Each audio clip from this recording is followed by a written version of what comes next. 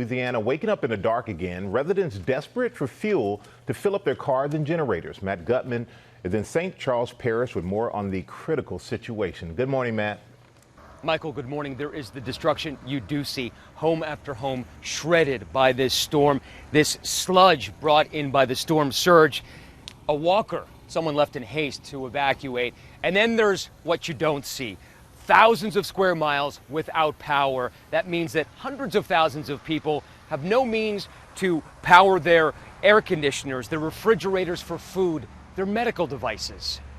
This morning, as New Orleans wakes up in this swampy dark for the third straight day, power company Entergy saying it hopes to restore some power today, focusing on critical infrastructure like hospitals and nursing homes.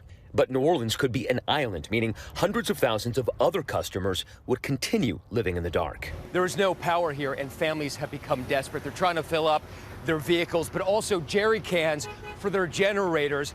Now, there are so few gas stations open here that this line is over an hour long. It stretches beyond the interstate. It's even backing up traffic on the off-ramp. Jeremy Zarang telling me he's been siphoning gas from his boat, but now everything is on empty. You can't find it. It's gold.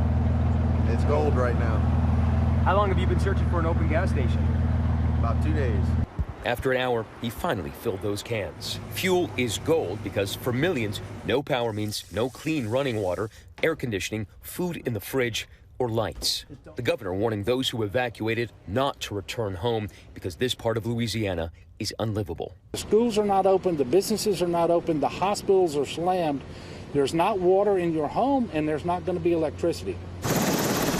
Late yesterday, we climbed in with the Coast Guard for an aerial survey, seeing that Hurricane Ida and its 150-mile-per-hour winds was a roof destroyer. So many of these homes have had their roofs sheared right off by the wind.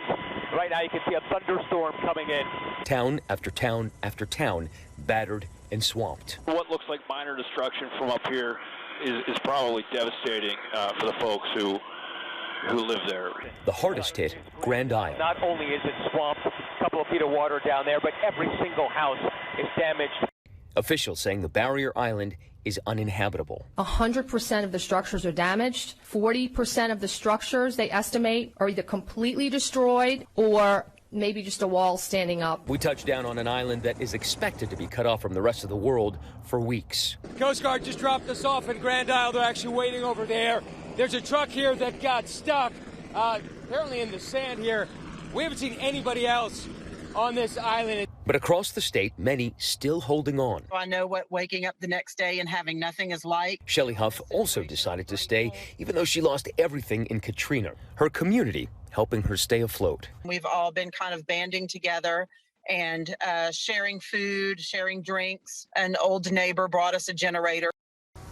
Now, as we come back out to our drone shot, you might be able to notice that there are still some buildings physically left standing, but it's unclear if they'll be able to survive financially for 30 more days without power. Now, there are cooling stations set up in New Orleans. Some power will come on in New Orleans today, but for hundreds of thousands of people, there will be no power. And that means they are going to suffer in this heat index of 100 degrees, and that is dangerous for the elderly and the young. George. Matt Gutman, thanks very much. Well, hey there, GMA fans. Robin Roberts here. Thanks for checking out our YouTube channel. Lots of great stuff here. So go on, click the subscribe button right over here to get more of awesome videos and content from GMA every day, anytime. We thank you for watching, and we'll see you in the morning on GMA.